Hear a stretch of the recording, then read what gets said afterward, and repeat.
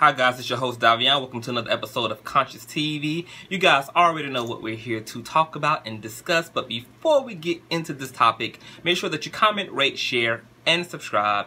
Hit the notification bell and hit all when you do so you can keep up with all of my latest uploads. I mean, it's 2020. If you are not getting your notifications, you're tired, delayed, and you're through. Okay? So hit that notification bell. If you guys want to donate to the platform, you know that you can donate to my Cash App at $CONSCIOUZTV, and or you can PayPal me at paypal.me/CONSCIOUZTV, and you can also subscribe to the Patreon, which is only $5 a month if you want to be a continual supporter and contributor to the platform without having to super chat and do all of those things. And we really get into it over in the Patreon. Like, that's where we give our more politically incorrect opinions. So if you want to be with us at the table in more intimate discussions, more thorough discussions, head over to the Patreon, which is www.patreon.com/CONSCIOUZTV.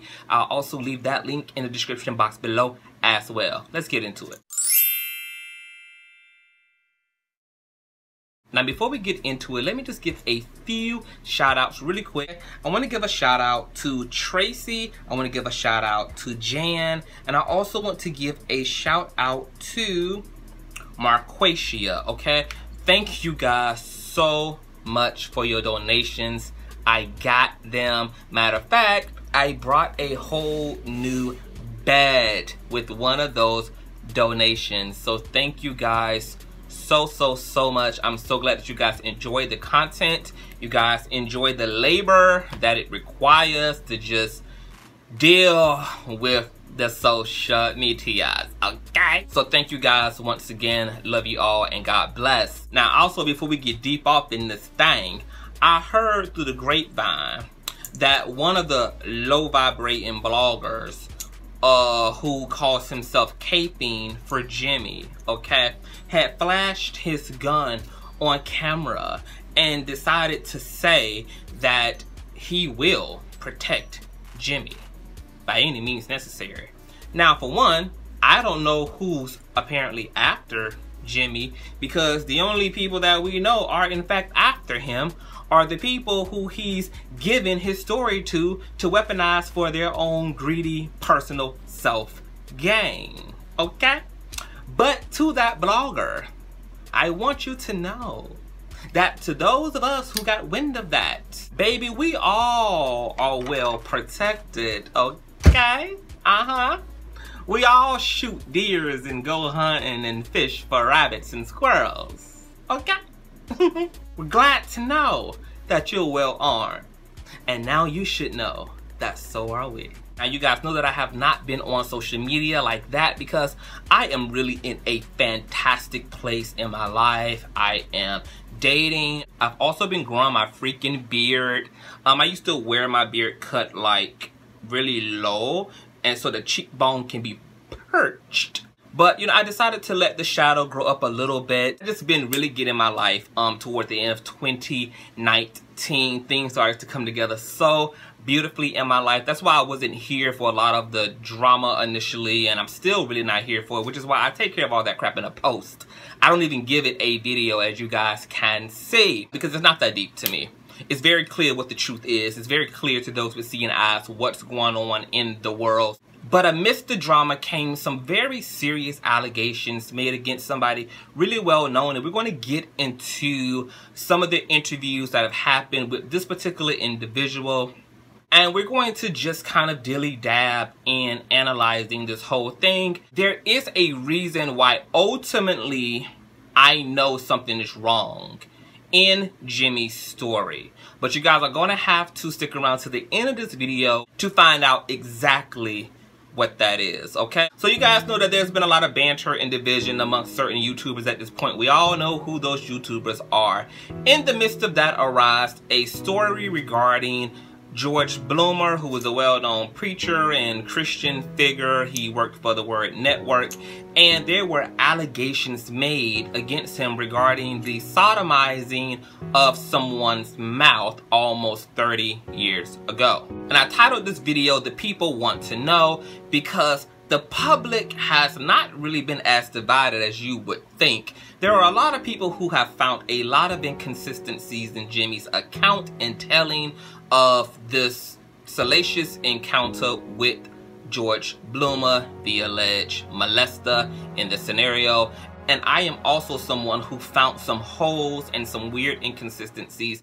Now, just in short, to catch all of you guys up, Jimmy Battles came forward a few months ago on Larry Reid Live's platform when Larry Reid was promoting the College of Bishops and Prophets on his platform. There was a caller who called in and basically said that one of the individuals on that flyer had raped and sexually assaulted him. Now, this became a buzz, and for some odd reason, most people identified it as George Bloomer. And I don't know if that's because George Bloomer has had a hard past. He was on drugs, he struggled with addiction, and maybe that made it easier for people to believe it's more than likely George Bloomer, because we know he was a pretty wild cat back in the day, okay?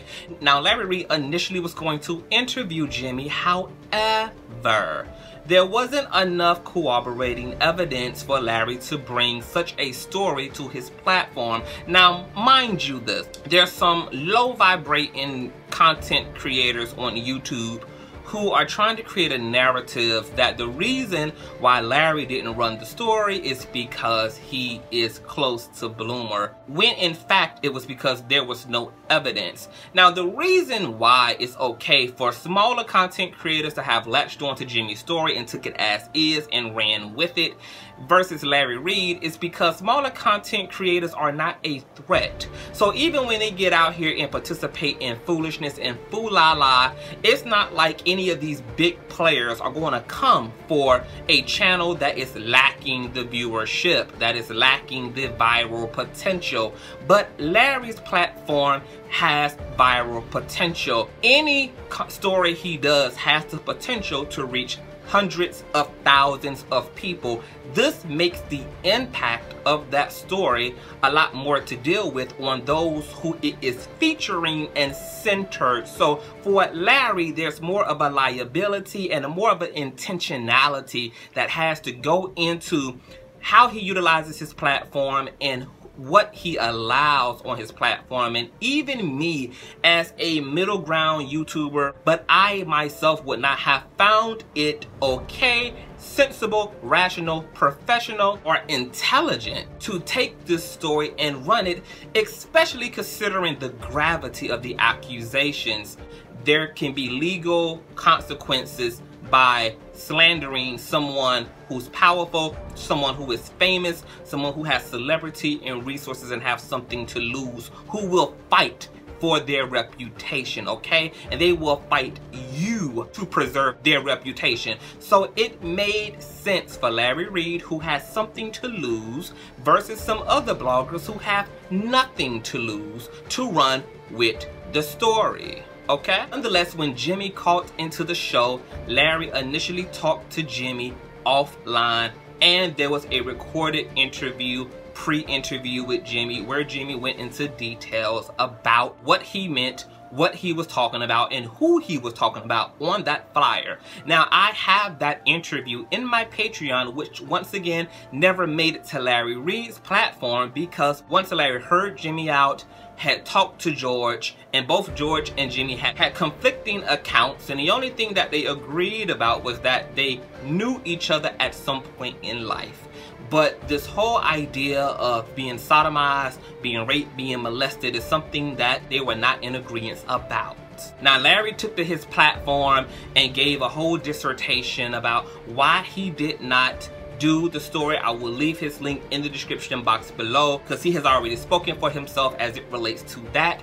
Fast forward, the bloggers who happened to have latched on to Jimmy's story were bloggers who happened to have been beefing with Larry Reid himself. And every time Jimmy's story was told, there was a huge emphasis around Larry, as if Larry was the accused person in this situation.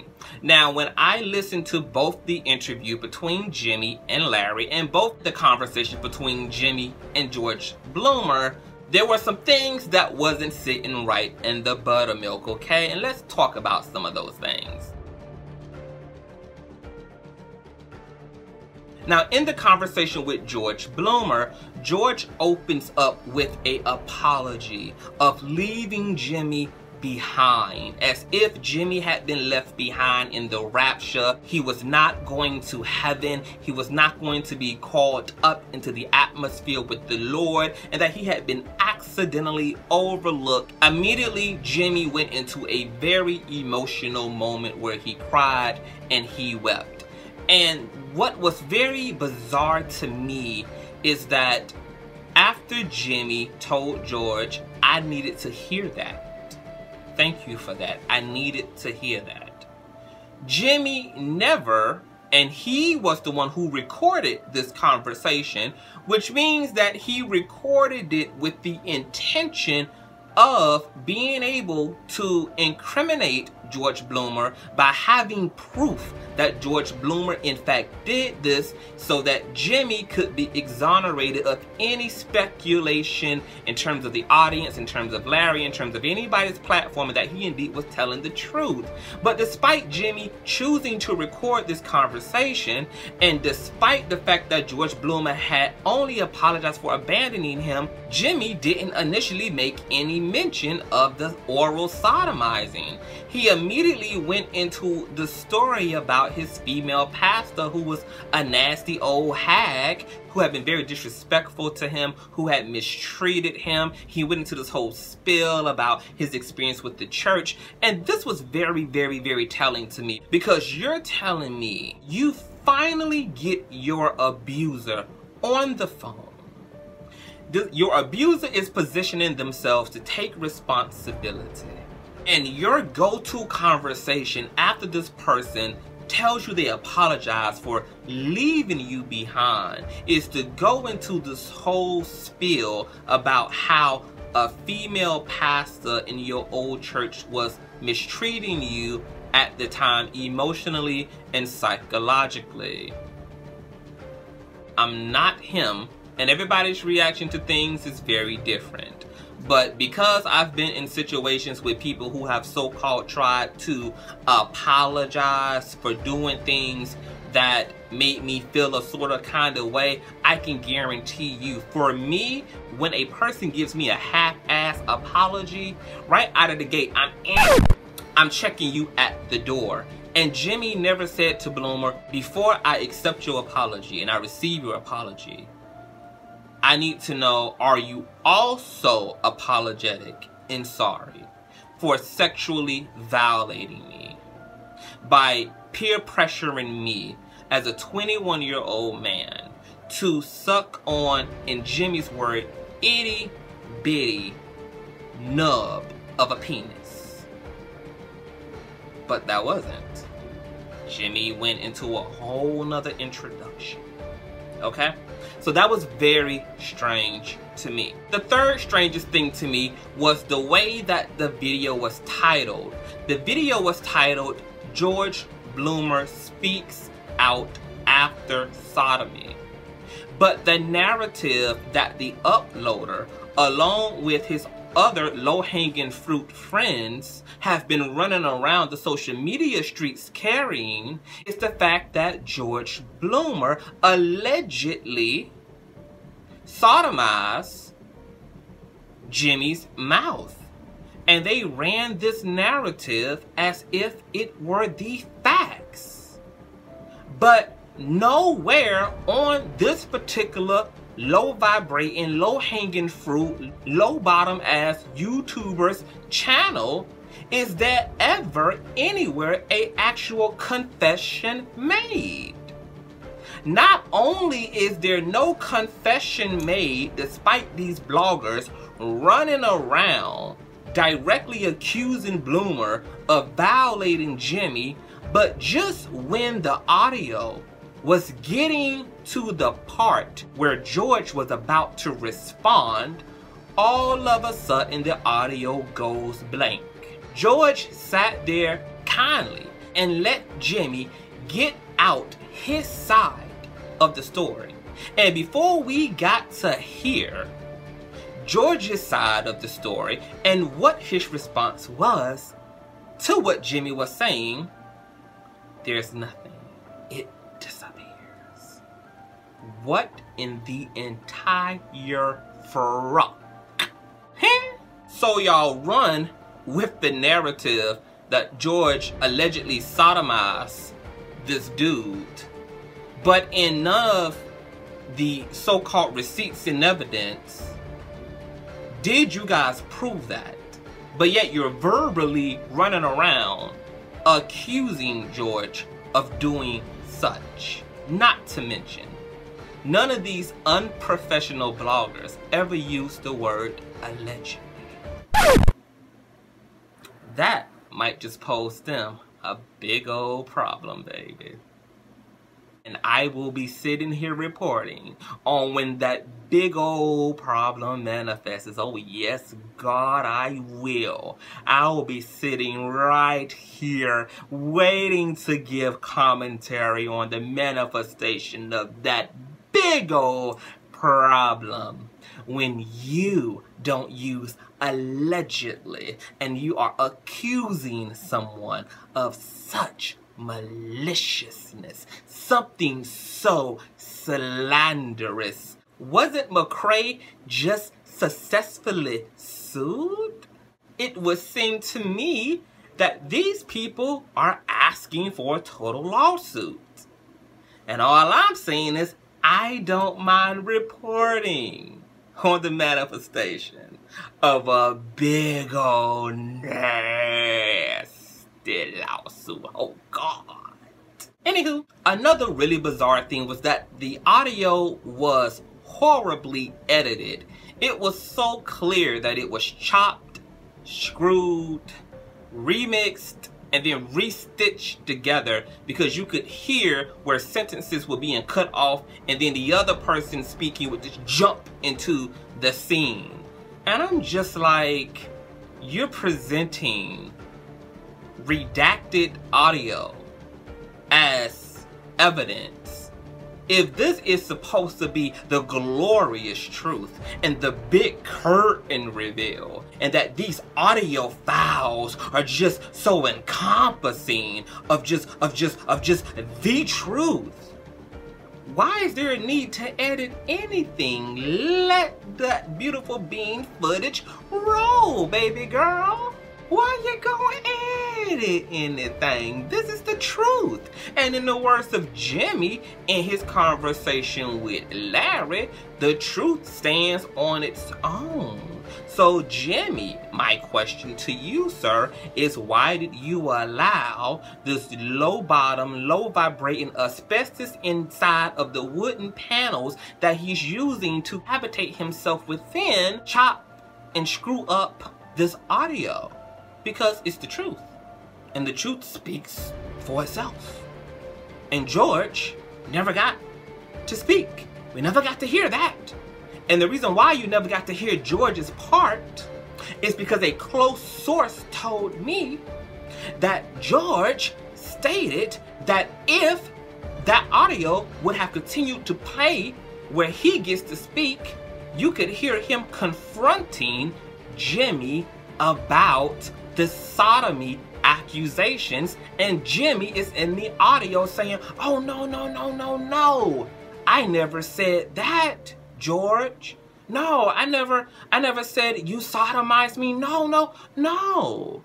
That's why you're never going to hear the second half of that conversation. And if you do hear the second half of that conversation, you're going to hear a edited version, a very heavily edited version of that second conversation, because George Bloomer got off in Jimmy's ass. And that's where they begin to part ways in the conversation in terms of what they both agreed and didn't agree upon.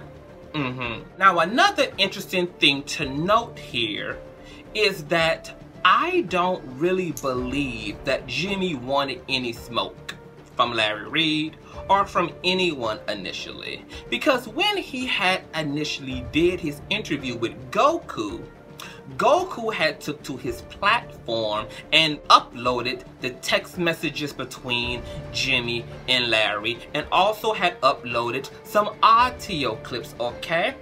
And I have the screenshot that I'm going to drop into my Patreon, which once again is www.patreon.com/CONSCIOUZTV, okay? Where Jimmy is confronting Goku out in the broad daylight of Facebook and says, "Why is this public? Now that everyone knows who I am. Me calling the live show in April," referring to Larry's platform, "was not about exposing any college. I just wanted to be heard. I'm not in a fight with any blogger's platform. People choose to do whatever they desire on their platform. This was and is not about exposing a college. As a matter of fact, I didn't publicly say the above name on the call. I do not want my story to get lost amidst the noise at this point.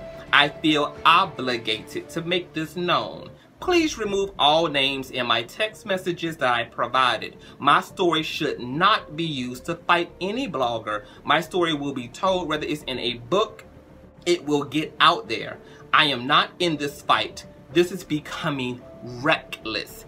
Here it is. You have the alleged victim being able to clearly see that his story and experience with Bloomer is being weaponized to fight with Larry Reid, who also, might I add you, initially Jimmy had a lot of nice things to say about Larry. Even in Jimmy's interview with Goku, Jimmy was saying that he appreciates Larry for bringing him and George into contact because he really needed that closure. And in that interview, you can hear Goku inserting Larry's name, trying to get Jimmy to focus on Larry covering this up, and you could hear Jimmy not really understanding where Goku is going and just kind of like, no, you know, I really appreciate Larry. He's trying to hold on to his truth, but he's being guided and pressured emotionally and mentally by a blogger who is weaponizing the story, because it's not about the victim. It is about this petty beef that is being lost between Goku and Larry Reid, okay? So when I say that I don't believe that Jimmy wanted any smoke, I believe initially Jimmy wanted to tell his story. He was ready. He saw a lot of stuff was going on around Bloomer's name. Boom, boom, boom. He came out the gate, right? But then once he got there, because of the people he got linked up with and associated with, they happened to all be interested in clout chasing by creating a very felt embarrassing hate train against Larry Reid, okay? And so Jimmy was not prepared to make his situation with George about anybody else but George, okay? So I believe seeing Jimmy turn and then begin to kind of take on an ugly demeanor toward Larry had to do with the three stooges, okay? Medusa, Goku, and Montel Williams pressuring him to see Larry as this insidious, demonic person who was conspiring to cover up George, even though you can hear in Jimmy's interview with Larry that Larry had no problem throwing George's ass under the bus and saying, "I believe y'all fucked. I believe something happened." Does that sound like somebody who's trying to cover for someone? I'm so confused here. Now, another very strange thing to me occurred in the interview between Jimmy and Larry, where Jimmy is referring to George Bloomer's pain as a nub. It wouldn't make it down his throat. It couldn't get past his cheek. And he's also singing in the video and talking about the moment where George came into the church. He started singing, "I have been touched," and he's laughing and kikiing with Larry. And also in this interview, there's like moments of emotionalism, and then there's this laughter, and I'm just thinking, this is a freaking roller coaster. Like, I'm not understanding what you're doing here.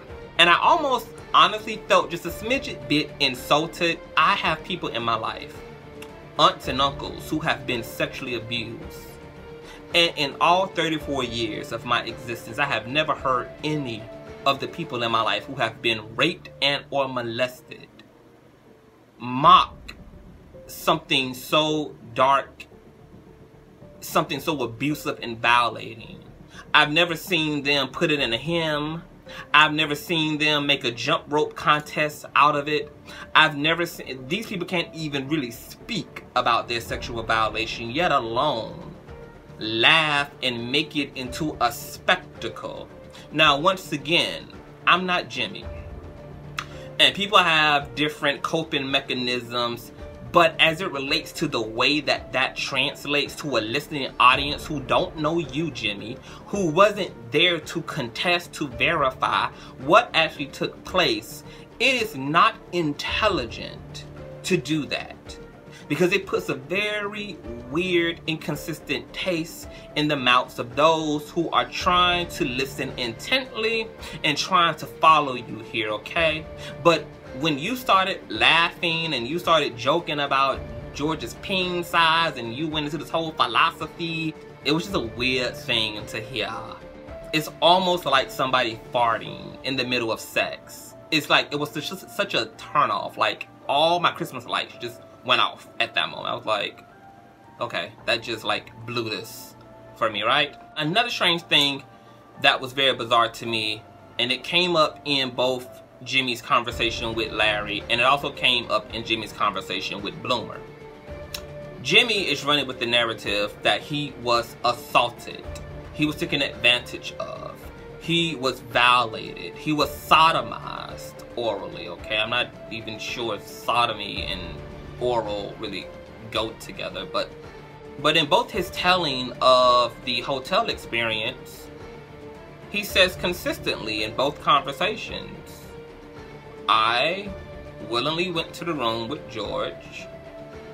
George allegedly changed clothes, got into his tighty-whities, plopped himself on the bed, began to have a conversation with Jimmy, posed the question of, what would you do in a room full of homosexuals? Jimmy said, well, I would get up and leave because we weren't taught to whatever, whatever, whatever. And then he says that George allegedly tells him to come over. But in either one of the conversations did Jimmy state what exactly happened. He just then leaped to the aftermath, which was George told him, you better not tell anyone, or else I'm going to run a smear campaign against you. So, how were you molested and raped when your rapist asked you to come over to him and he was already in his underwear, and then you got up and willingly, of your free will, sashayed across the hotel room from the brown chair to the infamous hotel bed? Rapists don't ask for permission to sodomize you. Rapists don't ask your permission for your body. And if we're looking at your current age, and then when you said this happened, you were between 19 and 21 years of age. So I find that very bizarre. I can see why Larry said, I need you guys both in the studio to talk about this, because you both, the way that both of y'all accounts sound like either or could be true, or some mixture of the two. I can understand why you would need to put both these people in a room and see them wrestle this thing out. And mind you, Bishop Bernard Jordan and George Bloomer allegedly were all for that. Jimmy pulled out of sitting down with both Bloomer and Bernard live. And as Larry said, when Jimmy returned back to him, he thanked Larry for that, because that wouldn't have happened without Larry's intervention. Now, we about to get to that part, okay, that I tell you was the decider for me, what kind of broke the ice and made me totally lean into one direction over the other, okay? And before we get into that, okay, I'm gonna read off some of the questions that some of my very intelligent, observant, clear-headed patrons posed. Because I posted in Patreon, what do you guys want me to ask Jimmy via social media, so that if he ever gets up and decides to speak again, he can possibly clear up some of this stuff. I'm gonna go into the good faithful Patreon, okay? To protect the privacy of my Patreon family, I'm not going to read her name, but she said, question: if someone born on January 1971 and this alleged incident happened in 1992, wouldn't that person be 21 years old when the incident occurred, which would be of legal age? I also noticed that the victim kept changing how old he was when the supposed assault occurred, okay? Sounds like a money grab to me. I am not saying it did not happen, but for a person in between gigs, extra coins wouldn't hurt. Also, I find it ironic to include the name of a deceased individual, aka Michael, who can no longer confirm nor deny the allegations, completely agree that that was tacky and completely inappropriate. How dare we know the person died from suicide? The story came out originally on LRL in April 2018. I also want to read from another patron, okay, who said, I can hardly wait for this video. Here are my thoughts that I've covered. Number one, there is no crime without a police report and no one to corroborate the story. It is just basically one man making accusations against another. So how is Larry, you, or anyone else covering for Bloomer? Even now, no one has advised Jimmy to do a police report. And as of yet, that would be January the 11th. No police report has been filed, and yet these bloggers care so much about the victims.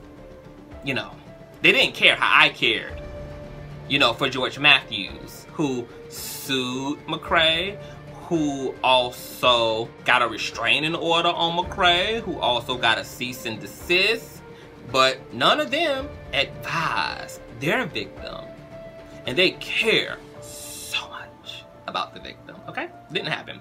Question number two from this particular patron said, if Bloomer is the alleged perpetrator, why is the old man, aka Montel Williams, consumed with bringing Larry down? Why direct so much energy toward Conscious TV and Larry? Why is there more conversation about Larry's life, what he does, what he has, his relationships, his education, his money, and his moves? If there were a crime, they are grossly overshadowing it with LRL.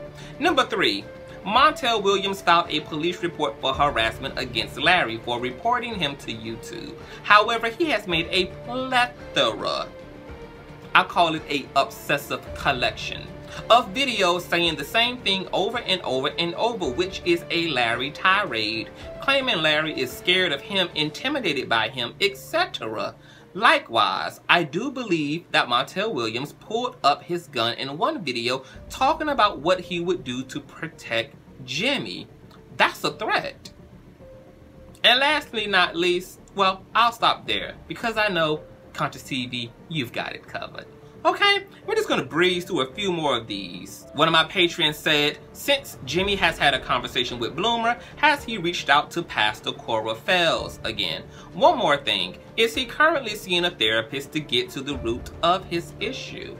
Very good question. Another one of my good patrons said, I'm hearing and constantly reading that Michael died from a drug overdose, and if so, can you make it loud and clear that his death was not a suicide? Please make it clear that Jimmy is lying about the cause and reason about this man's death to fuel his narrative. One of my patrons under that comment said, I do remember Jimmy telling Montel someone committed suicide over this trauma. So you're saying it was a drug overdose. Why do some people twist the truth to create drama? They really make me sick. Okay? So I think that kind of really takes care of that. A drug overdose, okay? And yes, it is completely inappropriate to speak for a dead person. It's inappropriate, it's just as inappropriate for you, Jimmy, to use Michael's death as a way to insinuate that it somehow was connected to the situation with Bloomer, just as much as you felt it was inappropriate for Goku, who is alive and well, to have utilized your story to fight with Larry Reed. Just as inappropriate, okay? One of my other good faithful patrons said, I'm curious as to why he only decided to tell his story when Larry put up the flyer months ago, and it's a whole 30 years later. And since he is being so vocal now, why hasn't he been vocal about charges filed or legal action being taken? Someone else said, was Jimmy's recording with George Bloomer done with Bloomer's permission? Good question. This, I think, is a really amazing closing question. One of my good patrons said, one more thing. So what if Bloomer comes out and says, yes, okay, I put my cock in your mouth 30 years ago. Then what? What is Jimmy's end game? What does he want? Money? A peace of mind? Bloomer locked up? What, child? Spit it out. No pun intended. Jesus. Those are all questions Jimmy could do in a follow-up interview. And mind you, Jimmy, I would suggest and encourage you to go and interview with someone who doesn't have a rooster in the race, okay? Because the people who you are allowing to help you run your story and narrate your experience are people who have clear agendas. You already know this because you called one of them out very publicly. I don't know why you continue to insist upon working with all these people who were interconnected, because the one who you flew down to go visit in his treehouse wasn't any better than the one you initially gave the interview to, boo. Now, mind you, word on the curb is that Miss Medusa was down to the Word Network with Bishop Gregory Davis hiding out in the green room because she was there to collect coin to give to Sister Patterson, aka When Wigs Cry, and to distribute to Goku and to distribute to Montel Williams, because Medusa is the middleman between the Word Network and Bloomer, who are hiring bloggers to not only bring down Bloomer, but to bring down Larry Reed as well, whose platform was directly responsible for the boycott that happened against the Word Network. So all of these rumors and lies and all this shit happened out of nowhere, yeah, it's because somebody's being cut a check. But it ain't Larry Reed and it ain't CONSCIOUZTV, baby. It's some real dirty money involved and it's some real dirty players involved. So for those of you who just been trying to wonder why, well, everything was cool and I thought Goku liked Larry and I thought Goku liked Conscious, and then kaboom happened. Yeah, coin happened. And the love of money is the root to all evil. So this whole little triangle and pyramid scheme is just in fact that, a scheme. Why do you think Montel Williams is throwing out 30 fucking videos in less than a 24 period about the same thing again and again and again and again? Because there is in fact money to be made, and they're being used as a countermeasure against the protest that's going on with the Word Network regarding the founder, who you guys know was racist and bamboozling Christian folk all around the world, sending them fraud product and overcharging them and not even sending things that were being purchased, and misfiring his staff for the dumbest of things and making inappropriate comments and calling people niggers, and he's a white founder at that. Oh yes. There might be a little birdie who may be dropping some interesting tea really soon, so just keep your ears to the street. So while people around here worried about my coin and worried about whether I'm being paid off, baby, I can't help that I make this thing look easy. I can't help that I look coined up, but I've always looked coined up. I've always been fabulous. I've always looked like wealth. I've always looked like money, honey. Don't clock my coin. But it is no surprising of me that the main people accusing people of being paid blood money and being paid off are people who are being paid off. Not to mention that I learned something really, really disappointing and just shameful as it relates to one of the three amigos, one in particular, and the hypocrisy of our democracy. My God, what a fucking shame you are. And you better be glad that I got love still in my heart for you. Because if I ever had to pull the whole fucking curtain back on your ass, bitch, you would be done. You should be ashamed of yourself. I am waiting for the day that I am for real tried, that you really try me, because I'm gonna tear your ass from one end to the motherfucking other. You are a struggle and a fucking scam. Some people better be glad that I have a heart, honey. And I might not fuck with you, I might not like you, but let me tell you what I don't do. I don't play dirty. If I was a motherfucker who was out for clicks, out for views, out for celebrity and popularity, baby, there is so much shit that y'all don't know that I know, that I have the receipts for. And if the day and the hour ever come, I will shake the motherfucking table. Because I have saved face for people who think I've been disloyal to. I am right now protecting people who some other people think I turned my back on. You play on the playground, bitch. You don't play with me. Some of you out there lip jacking don't know the half of it. The half of it. My maturity took us all a long way.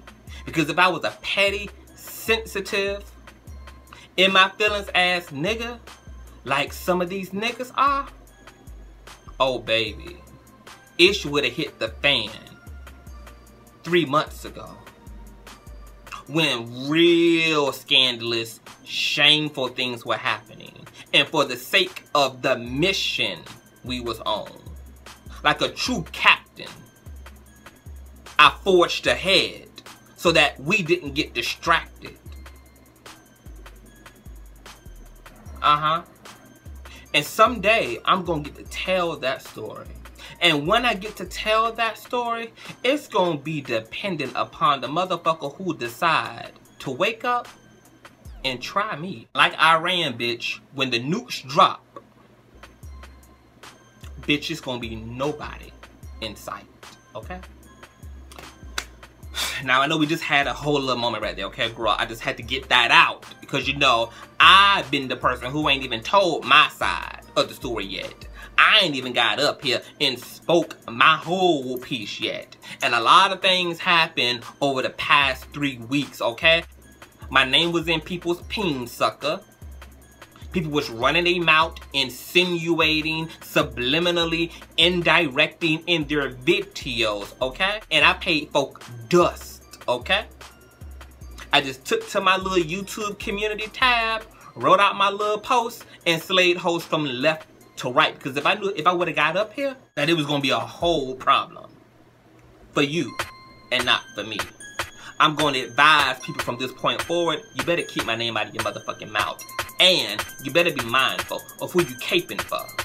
Because when I go to give the True Hollywood story and give the real deal and back it up with the receipts, unlike what they can do, some people are going to be left looking real stupid. And the only thing holding me back is because I still got love in my heart. And even when I'm within well right to roast, toast, and filet mignon a motherfucker, I will reserve myself and turn the other cheek. Okay? So for those of you who complaining about, oh, you posting subliminals, let me tell you something, baby. Subliminals are saving your favorites' ass. My subliminals are the lesser of two evils. Because it's either an occasional subliminal or it's a full-on Heartbreak Hotel. You decide. Because when I'm done, every last single one of you will be hitting the unsubscribe button. Don't fucking play with me. You see who trying me and who not trying. Pulling us back into the story, okay? There's one piece that made me yield to one side as it relates to Jimmy and George. And that is because my master's degree in nosology led me to tracking down a particular female who did not want to be mentioned because she didn't want to be a mistress, and I can understand. This is a lot to deal with. But she spoke to me, and she is a past lover of George Bloomer. And she told me that she also had listened to the interview with Jimmy, and she was very baffled by the way Jimmy described George Bloomer's peen.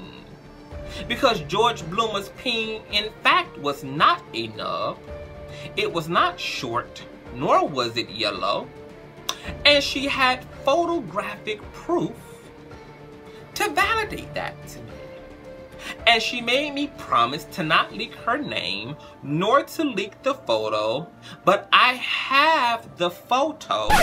And I can tell you, my friends,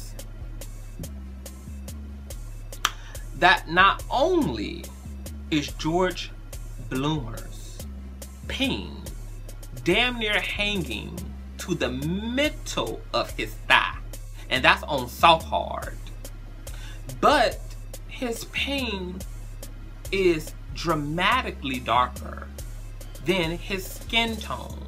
George is a light-skinned nigga, and his peen is a dark-skinned nigga. When I saw this full body nude picture of George, so now I'm utterly thrown the fuck off, because I don't want to believe that Jimmy is a sociopsychopath and just out here lying on George. So I don't know whether this is an issue of bad memory recall, because when you're recalling an event that far back in your life, I'm not sure if that's why there's inconsistencies regarding peen size and peen color, because that is clearly not what George Bloomer is actually working with between his legs, okay? So for me, that was a bit of a deal breaker. This was a what the people want to know, Jimmy. So you're more than welcome to speak up, or just maybe, in fact, don't. Maybe enough has been said and enough has been done. Maybe this is just going to actually get worse. So maybe this should all go into a book. I hope that you are in fact in counseling and getting the help that you need from these experiences that not only you've had with Bloomer, but that you've had with the church.